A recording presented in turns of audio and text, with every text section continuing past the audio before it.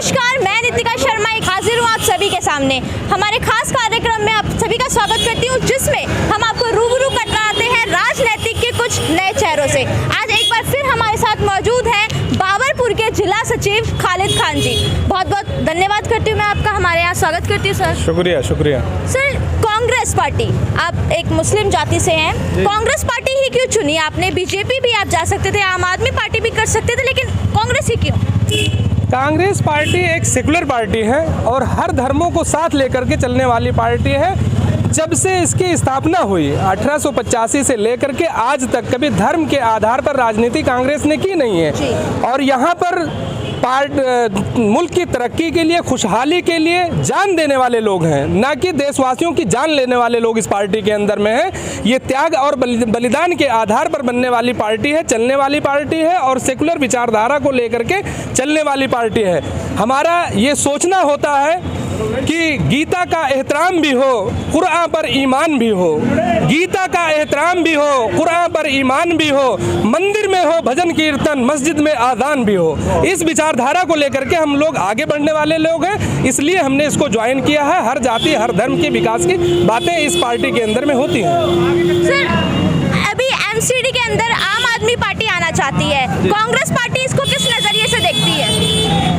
नहीं, आम आदमी पार्टी, जो भी पार्टियां होती हैं, हर पार्टी आना चाहती है और सबको सत्ते की भूख होती है। केजरीवाल जी को कुछ ज़्यादा ही सत्ते की भूख है, बहुत तेज़ी से अपने कदम बढ़ा रहे हैं आगे और ये नहीं देख रहे हैं कि हमारे जो टैक्स के पैसे हैं प्रचार प्रसार करने के लिए हमारी जनता की गाड़ी कमाई का पैसा वहाँ पर लगा रहे हैं, ना कि दिल्ली की जनता का विकास कर रहे हैं वो। तो कांग्रेस पार्टी ऐसे कौन से काम करने वाली है जनता के लिए जिससे कांग्रेस पार्टी जनता को अपनी तरफ आकर्षित करेगी? कांग्रेस पार्टी आज तक जितने काम किए हैं, जनता को आकर्षित तो होते ही है जनता, लेकिन जनता के आकर्षण को केंद्र बना करके हम कभी कोई काम नहीं करते हैं। हम काम वो करते हैं जो हमारे देश को तरक्की और खुशहाली के रास्ते पर ले जाए और हमारा सदा यही काम रहा है। हम तरक्की, खुशहाली, देश में चैनो अमन कायम रहे, इस बात पर हम काम करते हैं। हम बीजेपी की तरह नफरत फैलाने का काम नहीं करते हैं। और आपको बता देना चाहते हैं कि इस मुल्क में अगर बीजेपी नहीं होती तो जो 700 किसानों का नरसंहार हुआ वो नहीं होता। लखीमपुर खीरी में जो दूसरा जलियांवाला बाग हुआ वो नहीं होता। जिस तरह से ऑक्सीजन की कमी से उत्तर प्रदेश के अंदर में लोगों को घुटन हुआ और हमारे देशवासियों की सांसों का अंत हुआ, शायद वो भी नहीं होता। हाथरस की बेटी के साथ जो 12 बजे रात को बिना उनके माता पिता की मर्जी के खिलाफ जाकर के उसका अंतिम संस्कार कर दिया जाता है, शायद वो भी ना होता। जो आज यहाँ पर मुल्क के अंदर में नफरत का अंबार फैला हुआ है, शायद ये भी ना होता। जो आज किसान परेशान है, कर्मचारी परेशान है, व्यापारी बेकार पड़े हैं, युवा बेरोजगार पड़े हैं, शायद ये भी ना होता। शायद हमारे देश के अंदर में अगर बीजेपी नहीं होती तो हमारी एकता और अखंडता जो आज खंड खंड हो रही है, शायद ये भी नहीं होती। आज अगर बीजेपी नहीं होती तो हमारे देश का बेड़ा गर्क नहीं होता। तो आपका कहने का मतलब ये है कि जो बलात्कार किए जाते हैं, बहन बेटियों के साथ छेड़छाड़ की जाती है, उसमें राजनीति का कहीं ना कहीं हाथ है? हर जगह राजनीतिकरण किया जा रहा है। आप चाहे हाथरस कांड को देख लीजिए, चाहे उन्नाव कांड को देख लीजिए, जहां पर बीजेपी का सिटिंग विधायक बच्ची के साथ बलात्कार करता है, घर वालों के साथ दुराचार करता है, उनके की बुनियाद पर यहाँ राजनीति की जा रही है और पूरे मुल्क को नफरत के जहर, मुल्क के युवाओं के अंदर नफरत का जहर घोला जा रहा है। ये सिर्फ एक धर्म विशेष को लेकर के नफरत फैलाई जाती है, लेकिन ऐसा नहीं है कि सिर्फ एक धर्म को नुकसान होगा। जब भी इस तरह से नफरत की आग फैलती है मुल्क के अंदर में, किसी भी जाति, किसी की धर्म के लोगों तक उसकी आँच पहुँचती है और हर एक इंसान को इसके खिलाफ आवाज़ उठाने की ज़रूरत है, क्योंकि हर मुल्क का बासिंदा इन नफरत अंगेज बयानबाजियों का शिकार होता है। हमारी आने वाली नस्लें इस नफरत का शिकार होंगी। जिस तरह से आज बीजेपी मुल्क के अंदर में नफरत फैला रही है, हम सब का कर्तव्य बनता है कि हम उसे रोकने का काम करें, क्योंकि हमारी आने वाली नस्लें इससे प्रभावित होंगी, हमारे बच्चों का भविष्य प्रभावित होगा।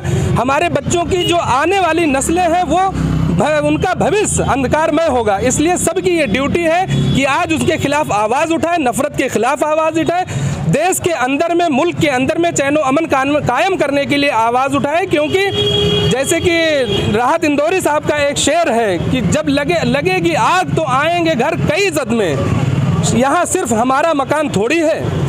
तो यहाँ पे जब भी कुछ होता है सब प्रभावित होते हैं। अभी कोई दंगा होता है बियाफ्रा, अभी जमुना पार में जो हिजाब में जो आप एक हरकत हुई है, हिजाब में जो लड़की के साथ छेड़खानी की गई है, उसको किस नजरिए से देखते हैं आप?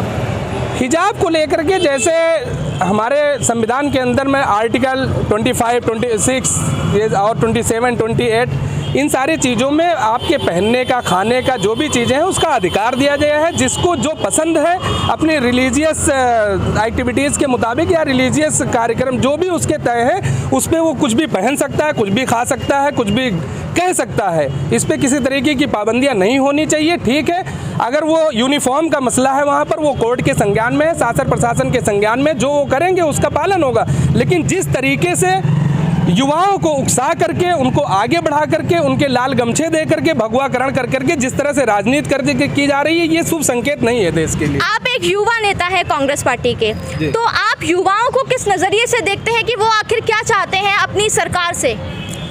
युवा तो सरकार से रोजगार चाहता है और हर तरीके का डेवलपमेंट चाहता है, अच्छे एजुकेशन चाहते हैं। लेकिन मैं युवाओं को एक मैसेज देना चाहता हूं कि युवाओं को आज हमारे इतिहास को जानने की ज़रूरत है। जैसे मैं एक मुसलमान हूँ, मुसलमानों को लेकर के घृणा फैलाई जाती है, मुसलमानों को गद्दार बनाना, पाकिस्तानी बताना, तालिबानी बताना। तो मैं मुसलमान लड़कों से, खासकर मुसलमान लड़कों से, बाकी देश के सभी युवाओं से ये कहना चाहता हूँ कि हमारे बुजुर्गों की इतिहास को जानें और उस इतिहास के बेस पर सामने आएँ और अपनी आवाज़ उठाएं। क्योंकि अगर आप देखा जाए, जिस मुसलमान को ये आतंकवादी या पाकिस्तानी बता करके घृणा फैलाते हैं, उस मुसलमान का इस देश की तरक्की और खुशहाली में कितना योगदान रहा है ये जानने की ज़रूरत हो। आप चले पीछे जाइए और देखिए कि जब 1757 के अंदर में पहली बार अंग्रेज़ों के खिलाफ अगर किसी ने जंग लड़ी है तो वो सिराजुद्दौला थे। और सिराजुद्दौला ने सिर्फ अकेले लड़े। अगर देश की गुलामी शायद न हुई होती, अगर सिराजुद्दौला के साथ सभी लोग साथ आकर के मैदान में साथ दिए होते, जितने सैनिक सिराजुद्दौला के अंग्रेज़ों के सैनिकों से लड़ रहे थे उससे कहीं ज़्यादा सैनिक इस बात का इंतज़ार कर रहे थे कि कब सिराजुद्दौला हारेंगे और अंग्रेज़ों का राज कायम होगा। आगामी चुनावों में अगर आपको टिकट मिलता है और कांग्रेस पार्टी सत्ता में आती है तो वो क्या कुछ करने वाली है? नहीं, कांग्रेस पार्टी सत्ते में आएगी, निश्चित तौर पे आएगी, क्योंकि कांग्रेस पार्टी काम ऐसा कर रही है। आप देख लीजिए जिस तरीके से दिल्ली के अंदर में दंगा हुआ, न प्रधानमंत्री की कोई टिप्पणी उस पर आती है, न मौजूदा मुख्यमंत्री की कोई टिप्पणी आती है। 3 दिन तक दिल्ली जलती रही। इस वक्त अगर कांग्रेस होती तो शायद ऐसा नहीं होता। कांग्रेस के ज़माने में जब भी किसी प्रकार के दंगे हुए हैं उसको रोकने का काम किया गया और फौरी तौर पर पुलिस को डिप्लॉय करके वहां पर राहत पहुंचाने का काम किया गया। तो ये ना अली ना बाहुबली, सिर्फ बजरंग बली, ये नारा बहुत ज़्यादा कुछ चल रहा है। आप क्या समझते हैं इसके बारे में?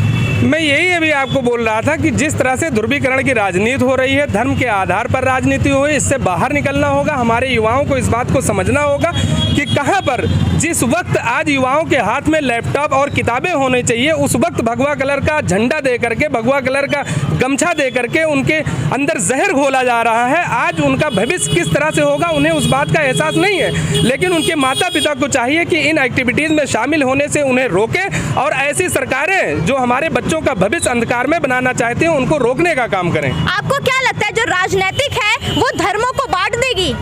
धर्म को बुरी तरीके से बांटा जा रहा है और जिस तरह से बांटा जा रहा है ये जान लीजिए आप लोग कि बहुत जल्द हमारे देश के अंदर में हर तरफ नफरत का अंबार होगा और नफरत के बुनियाद पर डिवाइड एंड रूल की थ्योरी ये लोग अपना रहे हैं। जिस तरह से अंग्रेजों ने हिंदू मुसलमान के अंदर नफरतें फैला करके इस देश को कमज़ोर किया, इस देश को गुलाम बनाया, दोबारा ये जो बीजेपी सरकार है बिल्कुल उसी थ्योरी को अपनाते हुए, उन्हीं के आधार पर चलते हुए, उन्हीं के प्रतिचिन्हों पर चलते हुए हमें डिवाइड एंड रूल की थ्योरी अपना करके हमें बांट करके यहाँ पर शासन करना चाहते हैं। ये तो देखा आपने, ये थे हमारे साथ बाबरपुर के जिला सचिव खालिद खान जी। इन्हीं तरह की खबरों के लिए बने रहे लाइव न्यूज़ 100 के साथ। मैं नितिका शर्मा एक बार फिर हाजिर होंगी नई खबर के साथ। ये ऊपर वाला एक झूठ जो बोलता है मोदी साहब, एक नीचे आ गया उसका भैया छोटा केजरीवाल। ये ऊपर वाला एक झूठ जो बोलता है मोदी साहब, एक नीचे आ गया उसका भैया छोटा केजरीवाल। ये दोनों सांप्रदायिक ध्रुवीकरण करते हैं। दंगों के समय में कोई था यहाँ पे? आप बताओ, था? कोई नहीं था। कांग्रेस पार्टी का हर कार्यकर्ता दंगों को रोक रहा था।